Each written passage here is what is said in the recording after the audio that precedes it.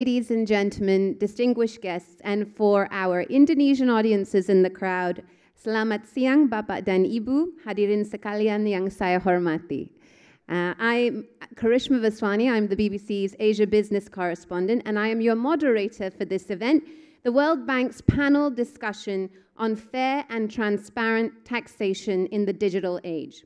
Now, I always like to start my panel discussions off with a quote. And this one is one I'm sure many of you will probably be quite familiar with. This is from Franklin D. Roosevelt, and he once said, "Taxes, after all, are dues that we pay for membership in an organized society." And I'm sure you will all agree with me that enhancing the taxation system in our new digital world, a world that is very much in transition and that throws up challenges every single day, just in terms of how we understand what it means for us, it's an essential part of what we're trying to do in a fair, transparent, and efficient way. It's really essential for countries to collect the funds that they need to invest in their people. That investment in human capital is a big theme at the World Bank's annual summit this week in Bali. And that will lead to higher economic growth, more productivity, and a better quality of life. These are just some of the things I've seen in my time reporting on Asia and Asian economic issues over the last 15 years or so for the BBC. But this cannot happen, I think you'll agree with me, without more progress on this issue. It requires a global, concerted effort to do this, which is exactly what we will be talking about over the course of the next hour. A reminder to all of you that you will have time to ask questions at the end of this panel discussion, so do take note of any thoughts that arise while we're having this conversation, and I will get back to you at the end of the panel discussion. When you do want to ask a question, raise your hand, state your name, where you're from, and please be targeted and brief in your questioning so we can get through as many of them as possible. So, without further ado, let's get on to the business of the day. It brings me great pleasure to introduce to you our distinguished panel this afternoon. We've got a great lineup of people with expertise from all over the world. I would like to start with Mr. Akhilesh Rajan. He's the Principal Chief Commissioner of Income Tax with the Ministry of Finance in India. Ms. Natalia Sabagio, she's with the Board of Transparency International here in Indonesia. Alvin Musioma, he's the CEO of the Tax Justice Network for Africa. And we are also hoping to have Mr. Suhasil Nazara, the head of the Fiscal Policy Agency for the Ministry of Finance in Indonesia. He has arrived and he will be coming to the stage very shortly. In the meantime, please do give a big round of applause for our panelists who will be undertaking the discussion this afternoon. Please.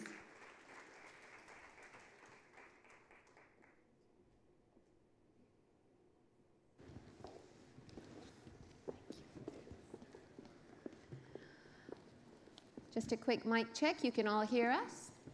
Yes? Okay, excellent. That's what. I'm here. Lovely to have you. Thank you. Thank you for your patience, ladies and gentlemen. So, Pak Suat, I'd like to start with you. Indonesia is the host country for this event, and I know from having spent a great deal of time here, grown up here, that tax revenue generation is a big priority, but it's also a big challenge for your government. We're entering this new phase, a new transition, as I was mentioning in the introduction, part of the whole digitalization of taxation. What's Indonesia's position on this, and what kind of support do you think you need from international organizations to help you through this transition? For the digital, yeah. Thank you. A very good afternoon to you all, and also to all the panelists. First of all, of course, welcome to Bali. I hope you can enjoy Bali. I hope you have fruitful meetings during your stay here, and I hope you bring home something not only about the substance, but also memories of Bali, Indonesia. Because the next time we will go back to the Washington, D.C. I think about the digital taxation. One thing that we know, that on the digital taxation, Indonesia's role is more as consumers on the digital era. We are the consumers of these digital advancements, right. Sort of say. But of course, we would like to create it. Of course, we are giving incentives for the unicorn. We are encouraging our young minds to come up with new ideas and also new apps, and also becoming entrepreneur, making the best use out of the digital taxation. But if you look at Indonesia in a very strict way, we are the consumers. And as the consumers, of course, then the question is that what is the taxation of the consumer goods of the consumer of the digital age? Now, it is something that is quite because we are talking about the taxation. Yeah, this is quite interesting. We know that right now there is a very big discussion in the world about the fair tax treatment in the digital age. And we are learning from that. We would like to understand about how every country, other countries also, taking positions on that issue. For the Indonesia, very particular, the recent discussion is whether we should tax the digital flow of information. Right. In the international, there is moratorium, but at the same time, we also would like to know what is going on, what is coming in and out of our borders. During when we are importing goods and services, usually we would like to keep records and so on. But you know, whenever I download a song from anywhere in my handphone, nobody. I am keeping the record myself. I mean, nobody else is keeping the record, much less the Directorate General of the Border Protection or whatever. So this is something that is quite interesting. We are asking a lot of questions on how should we position ourselves, and the international discussion on this are very, very useful. I'm happy to listen from the other panelists and also from the audience about perspectives about that. On the other hand, Indonesia is also very unique. Our income tax and our value-added tax, we are following the international regulation, the international best practices, but it just happens that our tax code is quite complicated, people say, but there are also always ways to get around it. So sometimes we are asking questions, when we go to the digital age, should we get into more complicated tax codes, or should we, how to simplify, or how to make sure that the tax system is more effective? So those are questions that. So very much it seems like Indonesia is at a stage right now where it's trying to gain as much understanding of how other countries are going about doing this in this transitionary phase. That's where I want to bring you in, Akhilesh, because India's had some success to some extent with these issues. You've been doing it for longer, I think it would be fair to say. You started this process back in 2016 with the equalization levy. Can you help explain how this works, and has it helped in trying to achieve fair and transparent taxation? Yes, thank you. Thank you, Karishma, for that question. It's true that we did take the lead in trying to tax digital transactions through something called an equalization levy. It's a model which I believe is now being considered in various other countries and also the European Union. But we are happy, not just because we have started taxing, but because we've started a debate on the need to tax these transactions. You're aware of the BEPS project, the G20 OECD BEPS project, which had taxation in the digital economy as the first action item. There was no consensus on that after 2 years of discussions. But then there were certain possible options listed out there which countries could adopt. And one of those options was this sort of an equalization levy. The other option, which we actually favor, is that of expanding the scope of a tax nexus to talk about a significant economic presence. But then when the BEPS reports were out and the recommendations had been endorsed, we knew that consensus on the significant economic presence would take some time. It would take a lot of discussion to really change, because that means a fundamental change in tax rules. So the best and the simplest way of taxing was the equalization levy. It's the two underlying principles there. One, that in the context of digital services, the user plays a huge role. There is value created because of the contribution of the user. That's the difference between a digital economy and the brick and mortar economy. So when you are creating value through your use, when there is a market which is supporting those services, then there is something which needs to be taxed in this country where the services are consumed, as you would say. Indirect taxation would not serve the purpose, because indirect taxation would not really tax the profit made by the multinational enterprises. Of course, let's not go into that debate. But, Akhilesh, this brings me to the point that you and I were discussing just a bit earlier. If a company has an X number of users in a country like India, I'm thinking Facebook, WhatsApp, then it makes all the profits from those users in your country. Yep. How do you go about taxing them? So we have to find systems of evaluating or finding some sort of a value that you can ascribe to this user base, let's say. What we did in the equalization levy was that we said that, look, right now, definitions are being evolved. For the time being, we assume that every enterprise which is rendering services in India will earn a certain profit margin, and that is by experience of, let's say, 15%. And going by a tax rate applied in India, we said 6% is the levy on all payments made to non-residents for digital advertising services. And we restricted it only to that one particular service. And so you've had this system in place since 2016. That's right. And how has it fared so far in trying to achieve those goals of fair and transparent taxation? So it has worked. There has been no problem because the system was designed to be very simple. It's just a payment at the time of the remittance. And there is a choice out there. If once the levy is imposed, then that amount is exempt from any other form of income taxation. So that sort of made compliance much easier. So in fact, we are reducing disputes where we have Google, which is locked in disputes with India and tax authorities for a long time, and haven't had any disputes the last 2 years because they said, all right, we'll pay this. This is simple. This is okay. We don't agree with it. That's fine, but we'll pay it.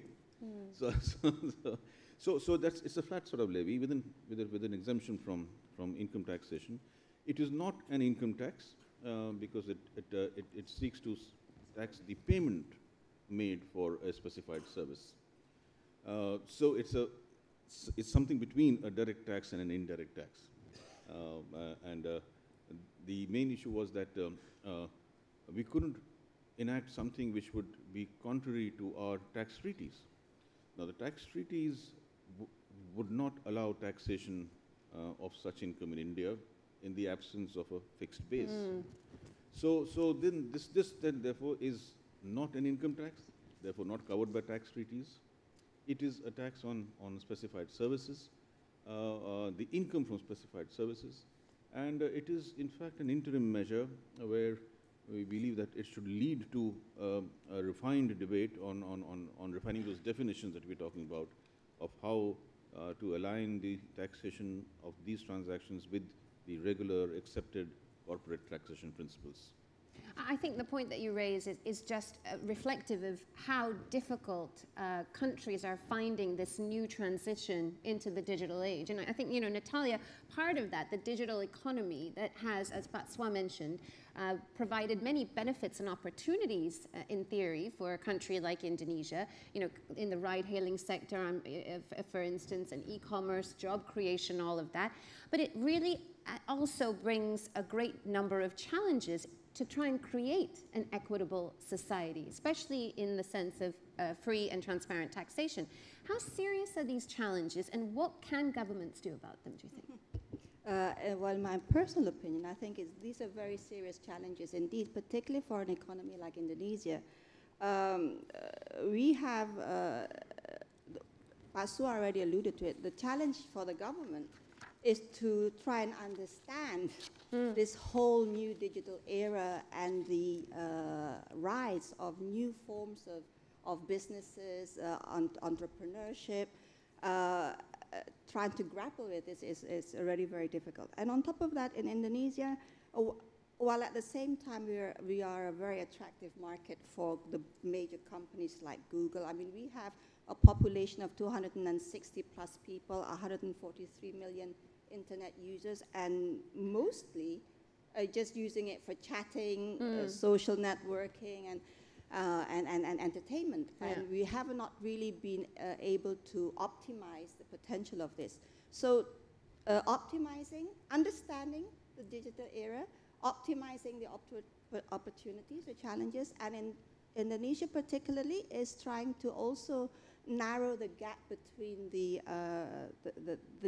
digital divide. Yes, yeah. I mean, the 70% users of internet are all urban, concentrated in Java and Sumatra, and so they would have the natural advantage of being able to access high-speed internet. Yeah. But what about all the rest of Indonesia? That's something that we have to grapple with. And it's not just a matter of access. It's also in trying to understand the potential of digital. So these are very real problems and real challenges. And my government, I'm not government person, but only last year, this government has set down a presidential regulation on this digital e-commerce. And this is just the very beginning. And in that roadmap, issues like taxation, security, consumer protection are all being laid out. So we at least realize the challenges. We also realize the potential, but we're still grappling with how to manage it all. Yeah, but at the same time, there's also a risk, right? That because this is such a nascent industry for a country like Indonesia, it's the homegrown companies that could be at risk, and you end up stunting their development or their access because you make the environment so full of regulation. So what do you do in a situation like that? Well, I think what's important is that when in such an environment, it's very important for the government to open themselves up to collaboration with the players. We have a lot of active digital technopreneurs and who are very willing to give the input to the government so that the government better understands the challenges and the business processes involved in this. So we want to develop the digital economy because we see the potential. It opens up opportunities for women to enter the economic sphere. You can use the digital technology for all sorts of other things, the e-commerce, which has not yet been fully tapped for educational purposes. So there are too many opportunities out there that the government has to ensure can grow and not be stifled by taxation issues that hinders and rather than hampers. And a lot of our attention has been very much focused on the major players out there. But are there enough tax incentives to support the development of the homegrown industries? This is what we have to try and find a solution to. Yeah, that's why I will come back to you on Natalia's point because I think it is definitely one for you. But Alvin, it seems to me that what we're talking about today is that the digital economy obviously provides opportunities, especially for developing markets like Indonesia. But it also makes it easier, doesn't it, for large multinationals to shift their profits around to effectively avoid paying tax. I think the Panama Papers was a great example of that in recent times. I know you've been highlighting this from your experience, and certainly the World Bank Development Report also shone a spotlight on this. What's at stake, do you think, for countries because of these trends? Thank you. Is this on? Yeah. Thank you. No, I think that the conversation on digital economy, actually, I would like to rephrase that and call it the taxation of a digitalized economy, because there is no economy that is separated from digitalization. In Kenya, where I come from, you don't need a wallet. If you have your phone, you can carry out any transaction. So digitalization is permeating through all sectors. Having said that, I think that, I mean, you're aware of the analogy being made that the largest taxi company in the world does not own a vehicle, or the largest supplier of accommodation services does not own a single building.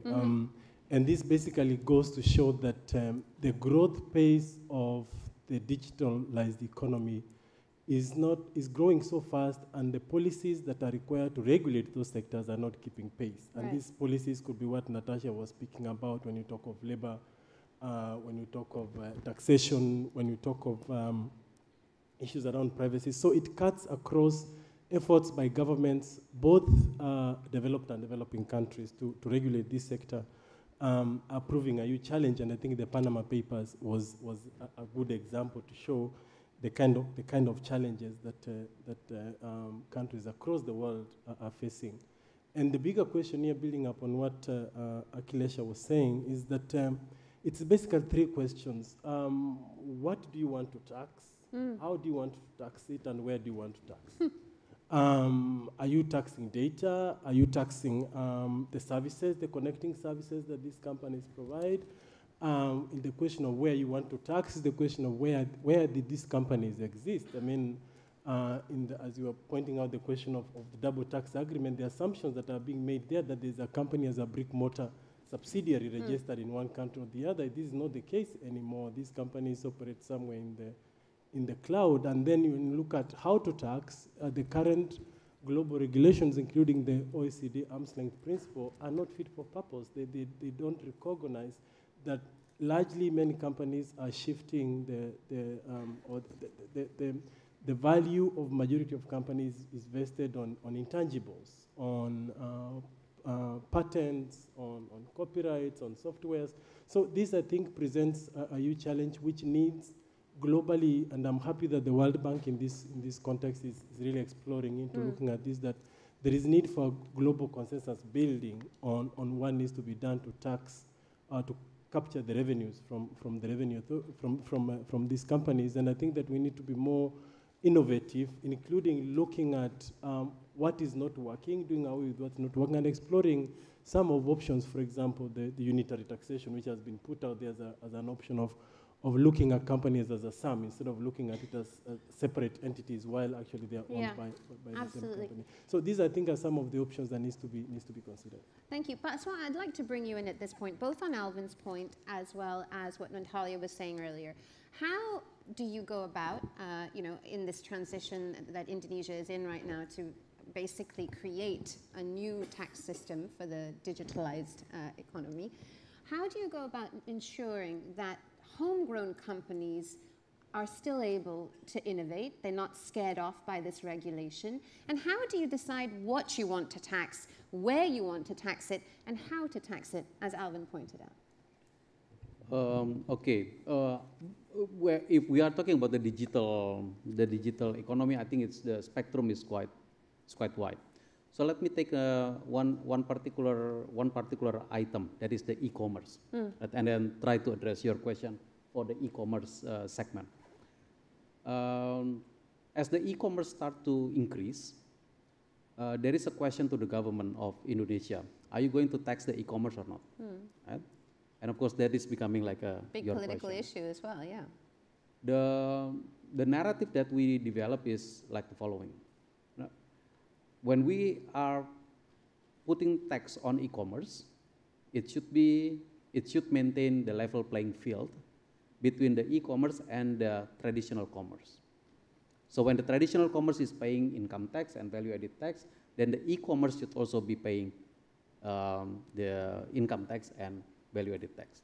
Now it starts to raise some eyebrows, right? But there is one thing that we would like to say. It's something that it should be level playing field. Now, of course, we can go to the direction where we would like to establish that is establishing the permanent establishment kind of ideas. The domicile. The domiciliation of the particular business, and also once we had this very interesting idea, when the value-added tax is 10%, and the e-commerce start to grow, they get away with the 10% value-added tax because there is no regulation covering them, and then they get used to the not paying the value-added tax. Certain stores, used to be only 100% physical stores also opening up the e-commerce business. They start to change the proportion of their business modalities. And people start to see that, oh, the e-commerce is taking over the traditional commerce. And we said that we don't even tax them. Right? Because, you know, moving to the e-commerce can be seen as something like if I sell my goods in the physical store, I will have to pay the value-added tax. If I sold it through the e-commerce, because it is not yet regulated, I can get away with it. I get it, yeah. So, you know, this kind of behavior in the economy is there. So I think it's very important for the government to start to think about the level playing field between the e-commerce and the conventional commerce. And where to tax, of course, if it comes about the value-added tax, it is where the transaction is happening. And that is the basis of the previous exposition. Although I'm quite interesting to know more about the levy instead of tax. I think it's a nice way of getting around the formalities of what should constitute a tax, and this is a levy. And for the Indonesian, because we are consumers, we also know that we have to maintain the level playing field between the domestic producers and the non-domestic producers. Yeah. Now, this is where things getting quite interesting, because, you know, in the absence of the regulation, during the time where we understand that there is a moratorium to regulate the flow of digital information, we know that the emerging economies, we are more like a consumer rather than producer. But we also understand that there must be some rights of taxation belongs to the emerging economies. Yes, absolutely. I'd like to pick up with you, Akhilesh, because, you know, given that India has had this experience already, what we're effectively talking about is how the private sector can contribute. And I'm interested to find out, further to Batswa's point, what has the response been to the equalization levy, both from homegrown companies in the digital space, as well as the multinationals? Because there is a sense of resentment. I often hear this in my reporting, especially from MNCs having to do this in India, that, you know, they're being unfairly taxed, whether they're doing it in the digital space or in otherwise. Well, yes, the private sector thing, apart from showing resentment, has not really contributed to the furtherance of this debate as to how do we tax it. Now, there are issues of equity, yes, of course. Alvin mentioned that, and you just came across here. The homegrown industry, on the one hand, should not be stifled. The multinational itself should not be overtaxed. These are both issues are on parallel. And therefore, any such taxation levy must take into account both these factors. And that's why we are saying that although this is a simple way of taxing it, it is a very ad hoc way. It doesn't really take into account many questions of equity. It might, in fact, raise questions of who will bear the tax actually. The foreign enterprise might say, I'm not bothered about this tax, the consumer will pay it. Right? It can enforce its terms. So it might not, it has its problems in continuing this levy. But what we have always said is that, yes, to meet the rules of equity or the needs of equity, we need to have profit allocation rules which are just and fair. Now, so instead of getting lost in trying to define what is the value of the user or what is the value of data, we talk about the profit of the enterprise as a whole, and we find a way of allocating that profit between the producer of the services, the intellectual property owner, and the consumer. And we believe that in the modern age, markets are playing an increasingly dominant role in creating value. Now, current rules of taxation, including transfer pricing, are taking into account only the production supply side of the price. What is more important is how does the market set the price? Right. There is a demand pull. So that's where the markets come in. And therefore, there must be an allocation of profit to the market, which is in fact creating value to the services. If we can agree on this sort of an allocation regime, and that's the debate going on currently in various places, and we are quite optimistic that something will come out of it, then we can start defining the rules of nexus and say, okay, what do we mean by economic presence? What do we mean by digital presence? All those things can follow. There are many types of e-commerce transactions, as you said. So we can't just restrict to some advertising services. We have to think of all the multi-sided platforms where there are different streams of income flowing out. So one has to then talk about a profit allocation, which translates into allocation of taxing rights amongst countries. So what does that mean in effect? As in, you know, if you put it in a specific context, like company A and makes a certain amount of profits in your country, but it is registered elsewhere, how do you then say your profits were allocated from doing business in my country? Right. So of course, the first thing, of course, is to find out what is the profit that they made from country A. And is there a mechanism in place to do that? That's possible. That's certainly possible because we know the global operations, we know the global balance sheet. It's possible to derive the estimated profit that has been made from a particular jurisdiction. Now, who has made the major contribution towards earning that profit? The enterprise would say that I have done everything. I've got the IPR, the intellectual property rights. I have invented this, and that's where all the money should go. And the market economy will say that I have the markets, and that's how you're selling it.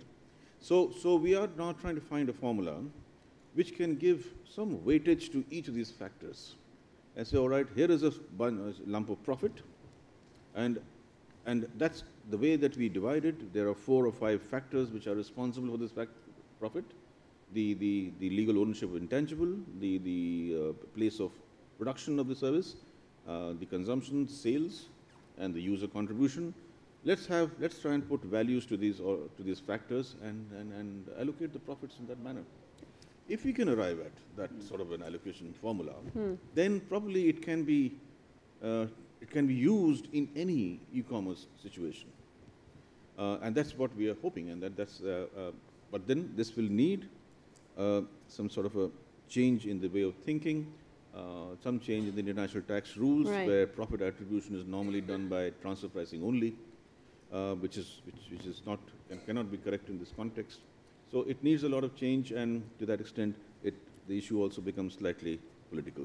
Patswa, I know you want to jump in there. You know, the typical, whenever we teach economics to our young students, the Econ 101, we always say that the production is a function of inputs.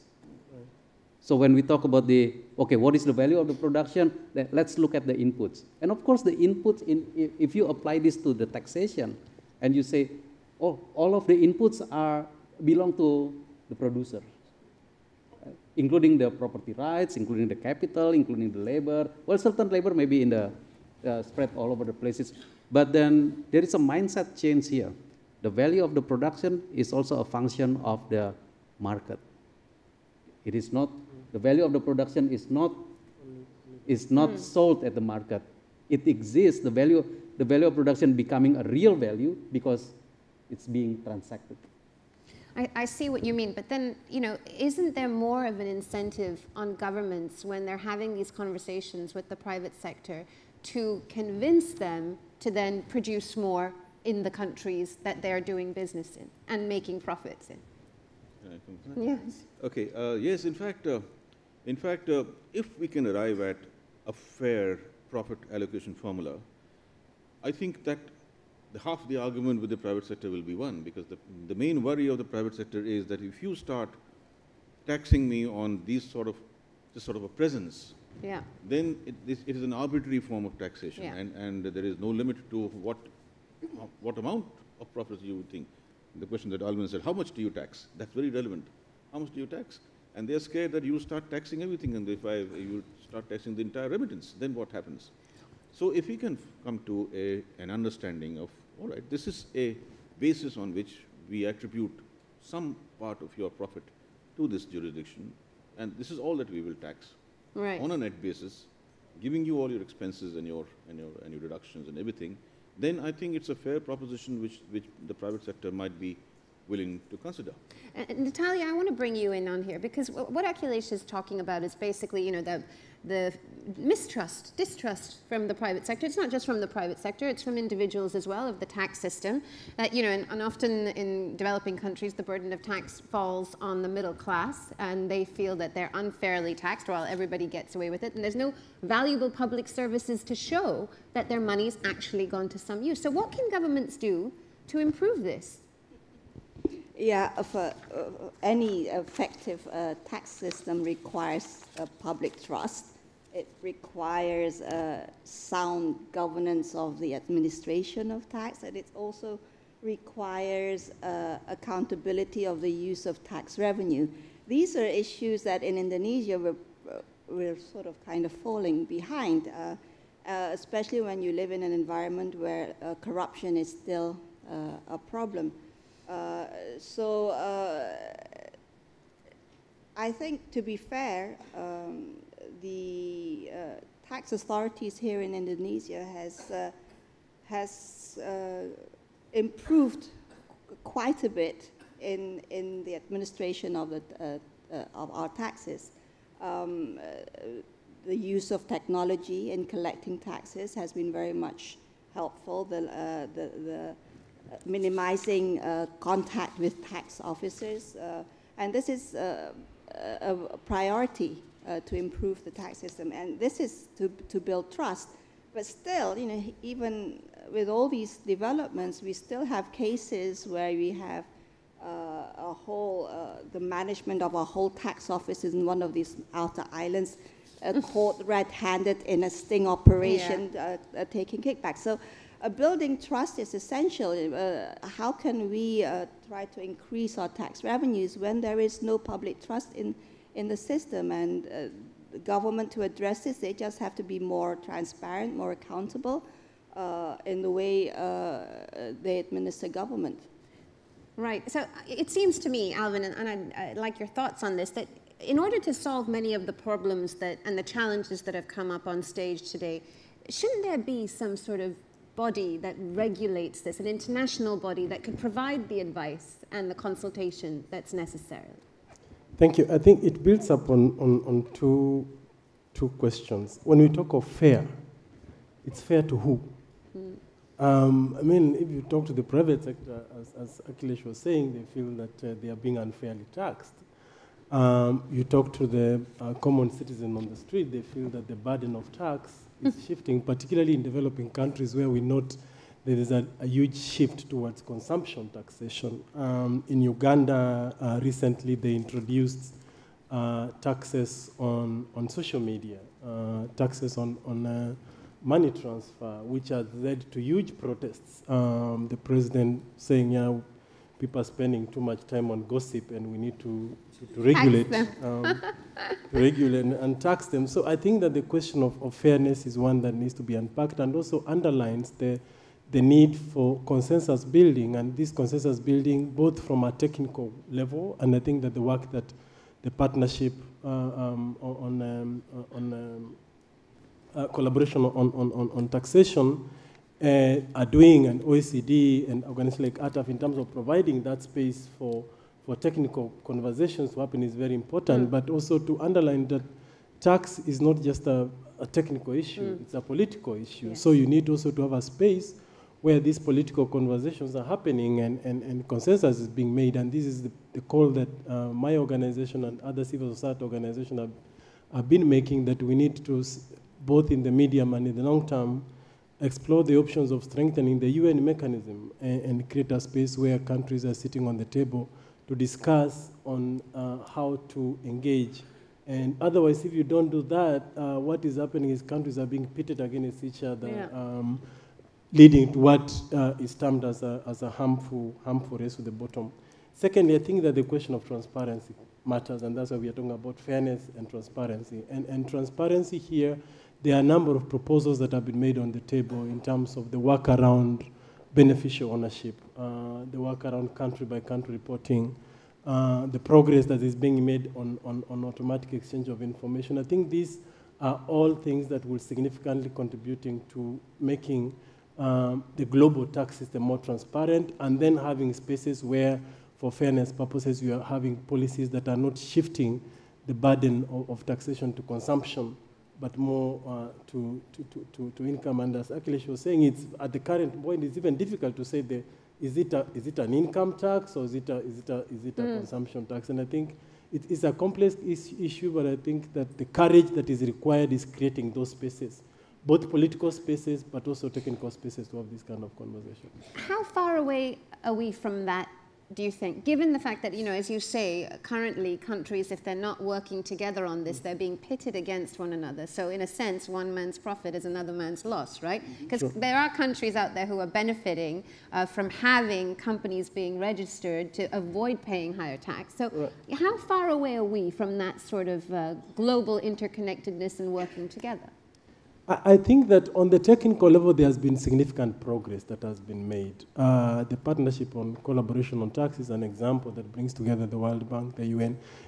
As a technical space, I think there's significant progress that has been made. The conversation we had yesterday about what is happening on automatic exchange of information. So on that side, I think that there has been steps that have been undertaken, the BEPS process, I think, all positive steps. But on the political level, I think that there's a lot that needs to be done. The work on the political conversation and political consensus building is absolutely important, because if you don't have that conversation, and it will be recently, for example, you end up having countries making autonomous decisions that end up harming the other countries. Recently, Tanzania announced need to renegotiate the double tax agreement that they have with the Netherlands, because they felt that it was opening doors for the kind of profit shifting. So the political process and the political space, I think, is where we are really lacking, and we need to put more emphasis on that. Perhaps I know you had something to say, and then I'll come to you, Natalia. It was actually discussed by Arvind in the last discussion, because initially we were talking about the private sector kind of versus the government. Yeah. And the private sector, they don't like to get tax. The government would like to collect tax as much as possible. I mean, like, we understand nobody likes to pay tax. I'm like, individuals, you are good. Excellent. But in this digital age, the discussion is not only about private and the government. This one is becoming government and government. Because one really government's, if you are registered in certain governments and they claim the rights of taxation, it is not the tax of other government. This one that has been, that we try to settle for in the double taxation agreement, right? But it turns out that in the digital age, it's becoming like a very, very, very, very tricky. Because, you know, the producer country, let's say, let's call it the producer country will claim that, it's the inputs of production that are registered in a company, but the consumer country is more like you're making profit because you are operating here, you're making profit here. So the certain level of the rights of taxation, it must be handled. Now, the multilateral approach becoming very, very important. We can relate this back to the base erosion profit shifting logic many, many years ago. That is a loss to America. A benefit of one country should not be taken place as at the loss of the other country. Now we are good with the America. We are making a very important progress, a lot of progress with the base erosion profit shifting. We should be doing this as well multilaterally, right. And I think the OECD, the G20 is making the OECD to come up with some logic, and then you are also working with this, the movement. Right? You know, Natalia, you wanted to jump in? I just wanted to comment about beneficial ownership. Yeah. This is for a country like ours, which is still very much resource-based. Beneficial ownership and the disclosure of it is very, very important. But then the problem is the verification of all this information. That is a challenge. And if we can do it with the automatic exchange of information, it should also be available for tracking down beneficial ownership. And then increase transparency in that method, yeah. Well, we've come to the point in our discussion where I can now turn to the audience, who have been very patiently listening, and many of you I've seen have been taking notes throughout this discussion. This is your chance to ask these experts some of the questions that you have that have been prompted as a result of our discussion. Please state your name and where you're from and direct your question to a certain member of the panel. And please do remember that these are meant to be questions. Please keep them brief so we can get through as many as possible over the next 9 or 10 minutes or so before we have to wrap up this discussion. There's a mic in the audience as well, so do raise your hand and we'll send the microphone your way. Over there? Great, okay. Yeah. Sorry, wait, I can't see that. Over there? Up there. Up there. Up Yeah. there and also over there already standing Okay. by the mic. Yeah, over there? Okay, good.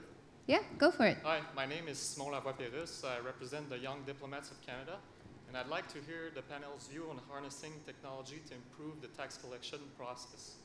There's been ideas of using, for example, blockchain for more efficient tax collection, and this holds the promise of reducing the tax gap and making taxing more fair and transparent. Is this something feasible in your view? And who are you hoping to ask this question of? I'd like to ask it to Mr. Nazar. From Indonesia? Yes. And India? Yeah? Okay. Yes. Yeah, okay. Pak Swa first and then perhaps Akhilesh after.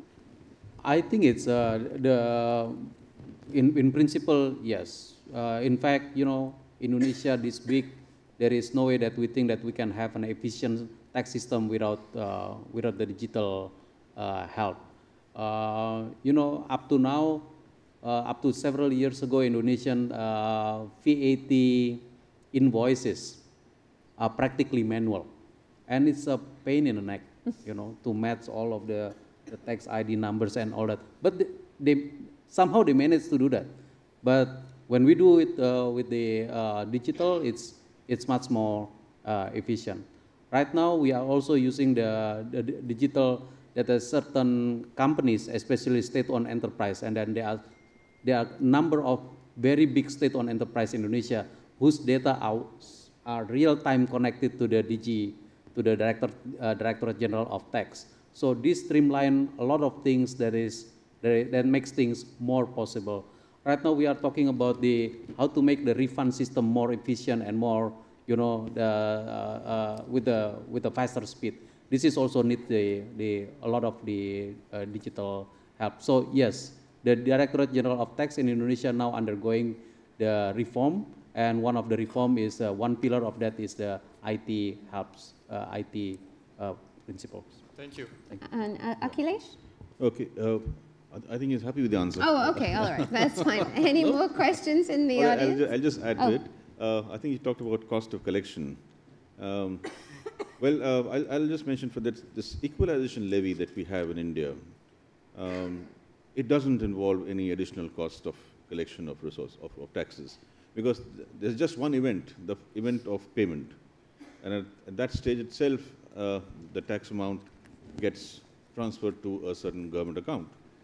There is no compliance cost on the foreign enterprise, and a minor compliance cost on the person who is deducting.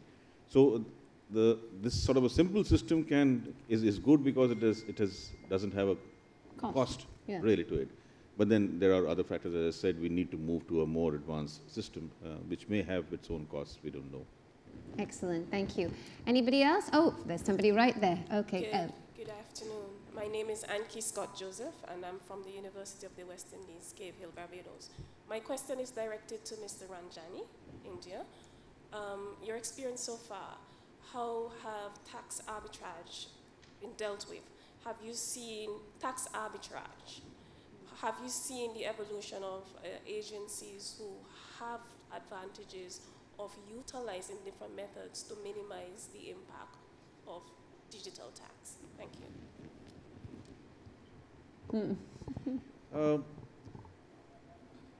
Tax arbitrage. No, we don't find that that is an issue in the taxation of digital transactions, because the existing system, in the existing system, there is no tax. It is not possible under the current tax rules to tax this income as business profit, because there is no physical presence. The tax treaties, and India has about 95 tax treaties. These treaties are based on the UN Model Convention and the OECD Model Convention, and but all of them require something called a permanent establishment, which is defined to be a fixed place of business.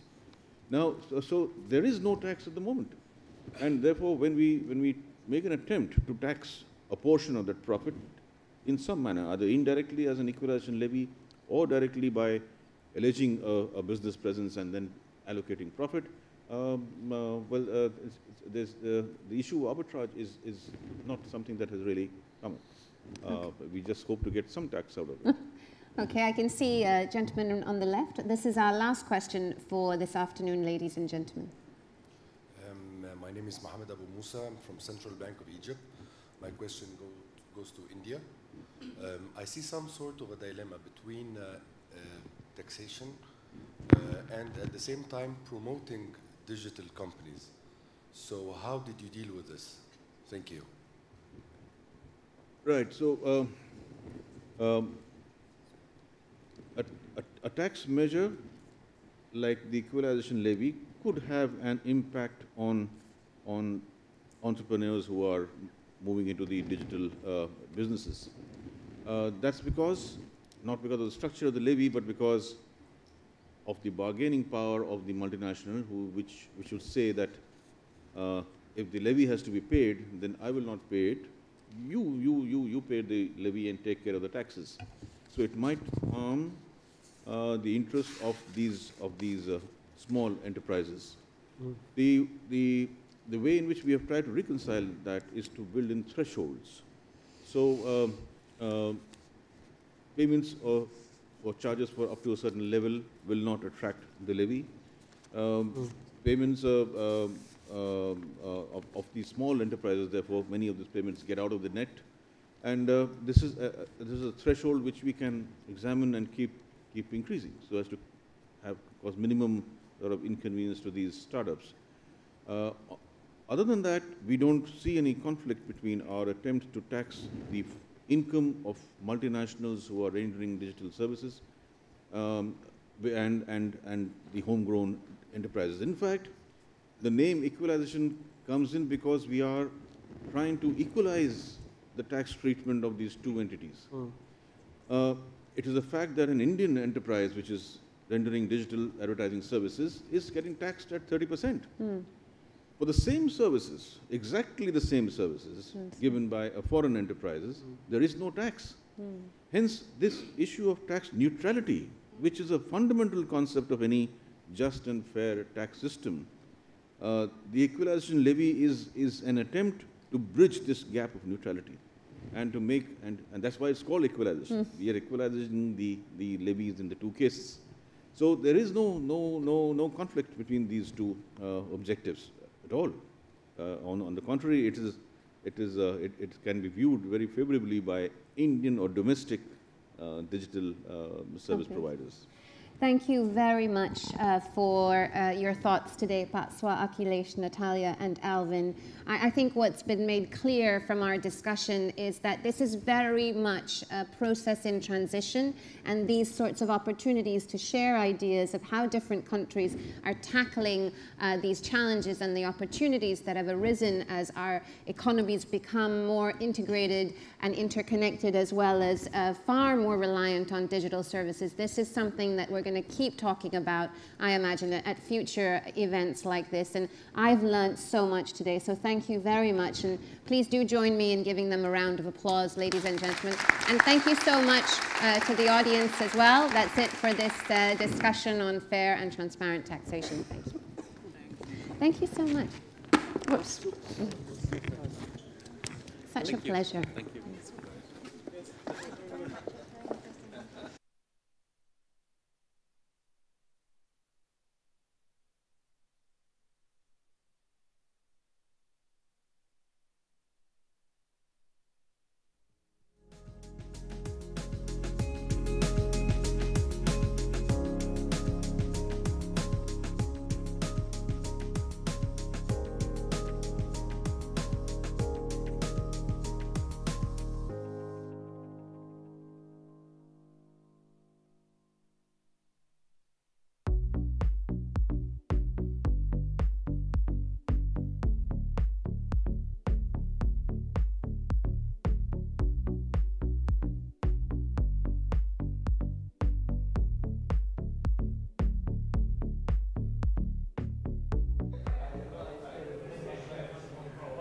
Baik pemirsa Kemenkeu TV, baru saja kita saksikan event pertama pada sesi kedua Annual Meetings IMF World Bank hari yang ketiga, yaitu Fair and Transparent Taxation in the Digital Age Seminar. Selanjutnya kami akan menayangkan sebuah event pilihan berikutnya, yaitu A Resurgent East Asia, Adapting to New Realities. Dalam rilis yang disampaikan oleh World Bank, Asia Timur telah sukses beradaptasi dengan realitas yang terjadi pada saat ini. Kesuksesan itu dibangun di atas kombinasi kebijakan yang mendorong pertumbuhan yang outward-oriented dan investasi besar pada sumber daya manusia. Untuk menciptakan tata kelola perekonomian yang baik, pada diskusi kali ini akan dibahas bagaimana best practice yang diterapkan negara-negara kawasan Asia Timur tersebut untuk dapat diterapkan pada negara-negara lain dengan pembicara hebat sebagai berikut. Menteri Keuangan Republik Indonesia, Ibu Sri Mulyani Indrawati. Lalu ada Managing Director The Growth Dialogue GW, Daniel Lebziger. Lalu akan ada Lim Guan Eng, Minister of Finance Malaysia. Lalu juga ada mantan Menteri Perdagangan dan Pariwisata Republik Indonesia, Ibu Mariel Kapangestu, Senior Lecturer in Public Policy, Fulbright University Vietnam, Nguyen Xuan Tam, dengan tim Marbun, jurnalis dan eksekutif produser Kompas TV sebagai moderator. Baik, dari kawasan Nusa Dua Bali, kami ucapkan selamat menyaksikan acara ini.